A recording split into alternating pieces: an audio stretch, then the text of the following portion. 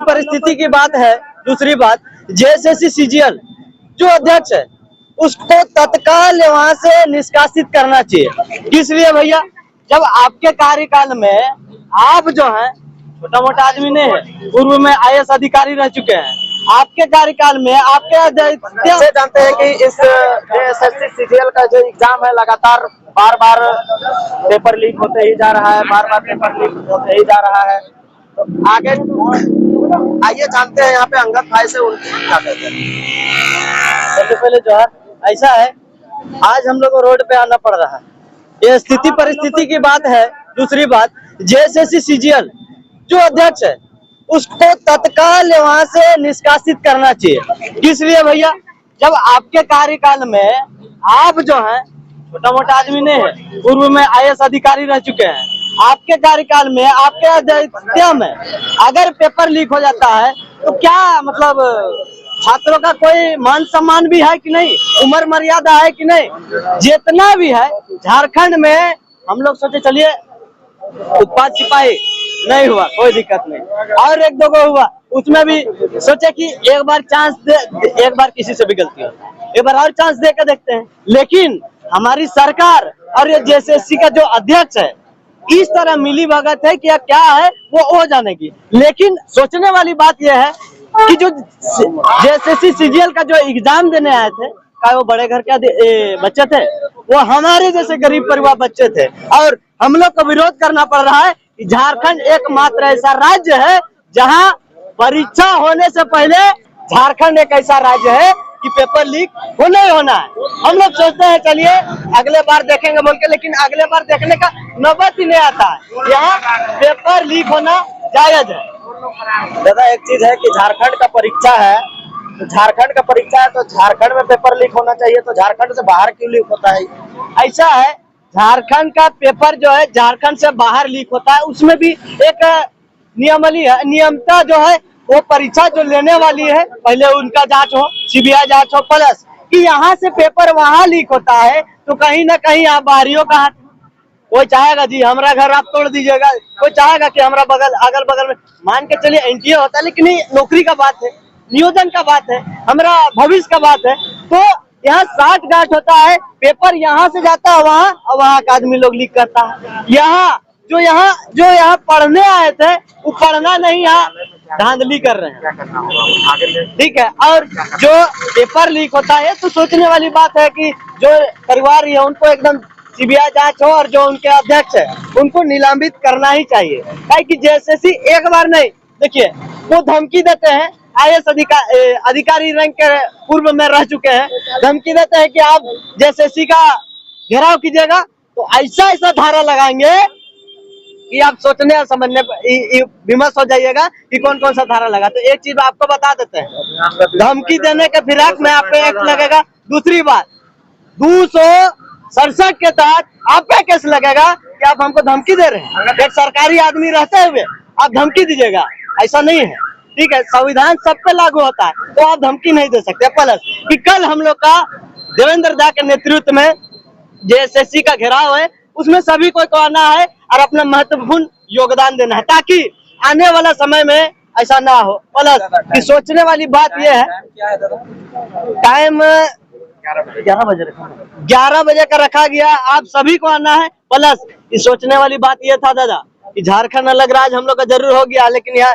नियोजन नीति नहीं बना है, यहाँ का असली है कौन तो परिभाषित नहीं हुआ, नौकरी तो लेना ही नहीं था, ठीक है। लेकिन चलिए नौकरी ले रहा है, झारखंड का छात्र लोग बहुत ही हताश है, बहुत ही दुख में है।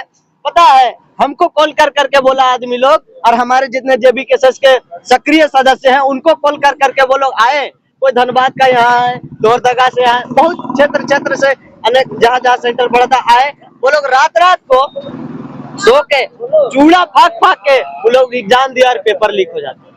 मेहनत करने का बाद धान हम नहीं काटेंगे तो कौन काटेगा, ये बात हो जाता है। बहुत बड़ी बात है कि हम लोग झारखंड अलग राज्य हो गया, झारखंडियों को पहचान नहीं मिला है, झारखंडियों को नौकरी नहीं मिला है, प्लस की पेपर लीक हो जाता, बहुत ही दुर्भाग्य। बहुत बहुत धन्यवाद अंगद दा। तो जैसा कि आप देख रहे हैं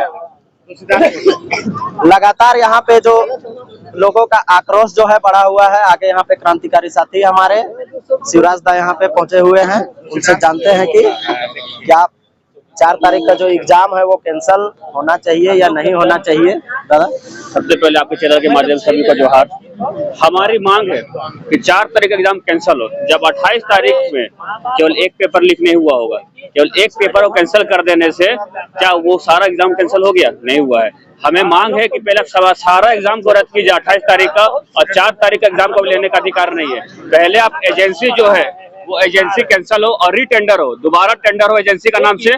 अब दोबारा नया एजेंसी बैठे और जेएसएससी के जो अध्यक्ष है उनको भी निष्कासित करके एक नया अध्यक्ष बने, उसके बाद ही यहाँ पे एग्जाम लिया जाएगा 4 तारीख का।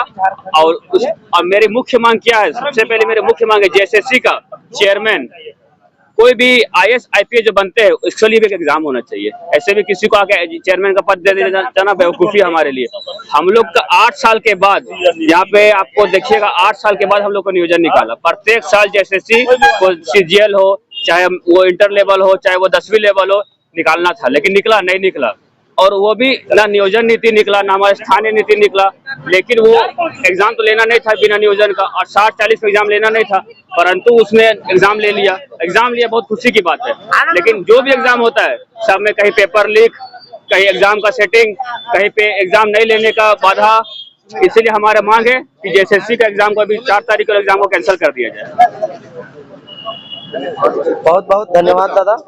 आगे यहाँ पे जेएसएससी सीजीएल के कुछ छात्राएं आए हुए हैं, उनसे जानते हैं कि आखिर किस तरह की तैयारी उन्होंने की, और एग्जाम देने के बाद जब पता चलता है कि एग्जाम का क्वेश्चन पेपर लीक हो गया है तो किस तरह की मानसिकता अपने अंदर बैठती है इनकी। दीदी जोहार। बहुत ही बुरा लगा सुन के कि लोग इतने मेहनत करते हैं और फिर क्वेश्चन पेपर लीक हो जाता है, तो जितने भी बच्चे रहते हैं उनका मेहनत तो ऐसे ही बर्बाद हो जाता है। और जहाँ तक सभी जानते हैं कि ये जो एग्जाम है ये बार बार ये हो जाता है, रद्द हो जाता है, जिसकी वजह से उतने लोग जो मेहनत करते रहते हैं, खासकर कि झारखंडी लोग, वो लोग को कुछ भी नहीं हो पाता है। फिर देखिए कि जो भी बाहरी लोग हैं सिर्फ वो लोग डोनेशन देते हैं, जो भी देते हैं गवर्नमेंट को, तो फिर वो उन लोग को सीट भी बेच देते हैं। और सरकार का देखिए कि जो हेमंत सोरेन है, उन्होंने बहुत सारे वादे किए थे कि 1932 लाएंगे, नियोजन नीति लाएंगे। झूठ बोलकर तो उन्होंने सरकार बना ली, बट उन्होंने अभी तक अपना बात पे अमल नहीं किया। और देख रहे हैं कि जेएसएससी सीजीएल का जो एग्जाम जो रद्द हुआ है, जिस तरह धांधली हुई है, तो बाकी आगे जो यहाँ पे 4 तारीख का जो एग्जाम है वो एक्चुअली में रद्द होना चाहिए। बाकी जोहार, जय झारखंड, जोहार झारखंड।